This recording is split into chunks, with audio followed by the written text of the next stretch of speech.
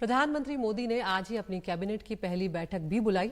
यूं तो प्रधानमंत्री के एजेंडे में अगले 100 दिनों के कार्यक्रम हैं, लेकिन जन कल्याणकारी योजनाओं के तहत पहली कैबिनेट मीटिंग में ये फैसला लिया गया कि 3 करोड़ नए घर बनेंगे जो शहरी और ग्रामीण गरीबों के लिए होंगे।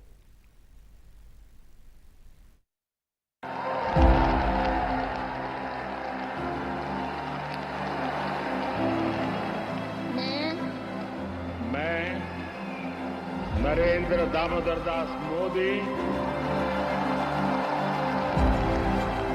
ईश्वर की शपथ लेता हूं कि मैं नितिन जयराम गडकरी प्रधानमंत्री नरेंद्र मोदी की सरकार तीसरी बार बन गई। दामोदर दास मोदी रविवार शाम को शपथ ग्रहण समारोह हुआ और सोमवार शाम को कैबिनेट की बैठक भी हो गई।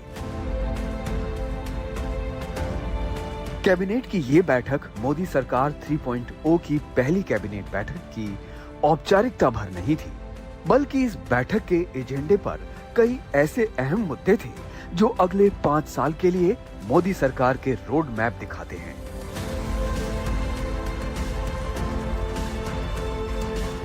पीएमओ के कर्मचारियों से बातचीत में पीएम मोदी ने साफ कर दिया कि उनकी सरकार के लक्ष्य क्या हैं। मैं मानता हूं अब मेरा दायित्व भी 10 साल मैंने जो सोचा है उसे ज्यादा सोचने का है, 10 साल जो किया है उसे ज्यादा करने का है। और अब जो करना है वो ग्लोबल बेंचमार्क को पार करने वाली दिशा में करना है। कल क्या थे और आज कितना अच्छा किया वो वक्त चला गया दोस्तों। पहले 5 पर थे, अब 10 पर पहुंच गए, वो वक्त पूरा हो चुका है। अब दुनिया इस विषय पर यहां पर है और ये इससे आगे कुछ नहीं है, तो उसके आगे हम होंगे।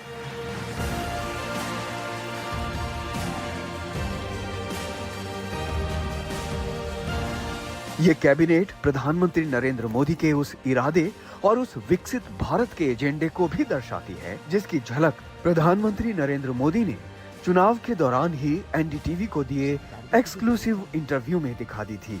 गवर्नेंस में मेरा एक अपना फिलोसॉफी है, उसको मैं कहता हूँ P2G2। मैं कहता हूँ pro people good governance, P2G।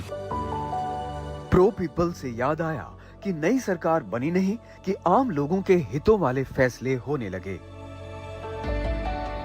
सरकार के गठन के तुरंत बाद ही पहला फैसला देश के करोड़ों किसानों को ध्यान में रखकर लिया गया। प्रधानमंत्री मोदी ने तीसरी बार शपथ लेने के बाद पीएम किसान सम्मान निधि की 17वीं किस्त जारी की। इससे 9.3 करोड़ किसानों को फायदा होगा। इस दौरान पीएम मोदी ने कहा कि हम किसान कल्याण के लिए प्रतिबद्ध हैं और कृषि क्षेत्र के लिए और काम करते रहेंगे। जो बात पीएम चुनाव के दौरान कहते रहे थे, उसको तीसरी बार सत्ता मिलते ही अमल में ला दिया।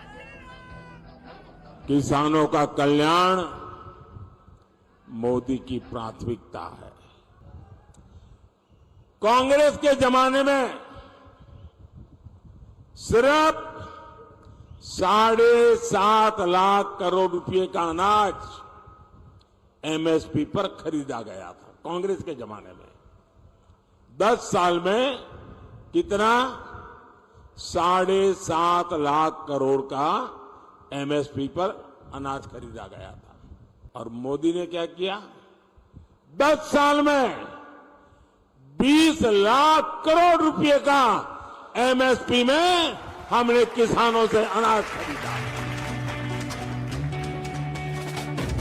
पहली कैबिनेट की बैठक में भी प्रधानमंत्री नरेंद्र मोदी ने लोगों के हितों के लिए और गरीब से गरीब आदमी की बेहतरी के लिए जरूरी कदम उठाने पर जोर दिया।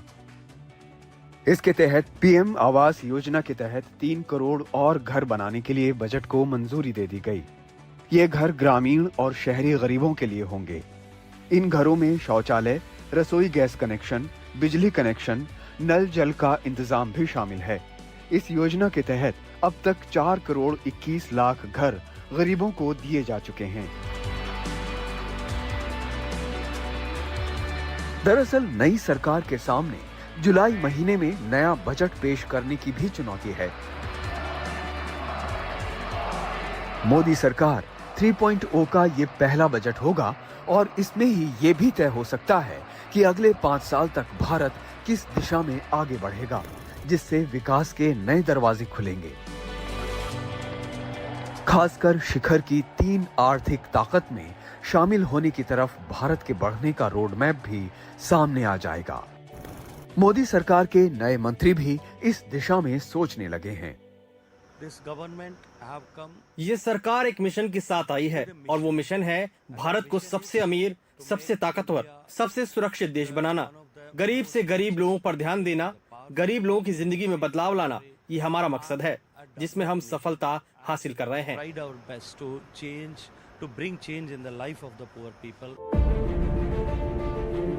रविवार को शपथ ग्रहण समारोह से पहले प्रधानमंत्री नरेंद्र मोदी ने अपने आवास पर संभावित मंत्रियों को चाय पार्टी के लिए बुलाया था।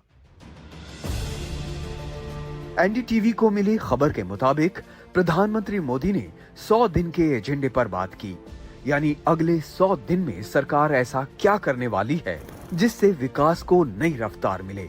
बाकी मंत्रियों से पूछिए तो उनका सारा दारोमदार प्रधानमंत्री नरेंद्र मोदी पर ही है। तो जो आपने जो वायदे किए हैं, आपको लगता है कि अब सरकार तेजी से उस पर आगे बढ़ेगी? बिल्कुल बिल्कुल। यदि उन्होंने 60,000 का मार्जिन बढ़ाया है तो निश्चित तौर से है कि वहाँ पर एक बड़ा जनता ने प्यार दिया है, तो रिटर्न में और वैसे भी सर्वांगीण विकास करेंगे वहाँ का प्रधानमंत्री जी के सहयोग से। खुद प्रधानमंत्री नरेंद्र मोदी ने सोमवार को अपने दफ्तर में जाकर कामकाज संभाल लिया। 10 साल से जिन दरो दीवार से उनका हर रोज वास्ता रहा है, वहां से गुजरते हुए उन्हें नई चुनौतियों और नई जिम्मेदारी का एहसास भी हो रहा होगा।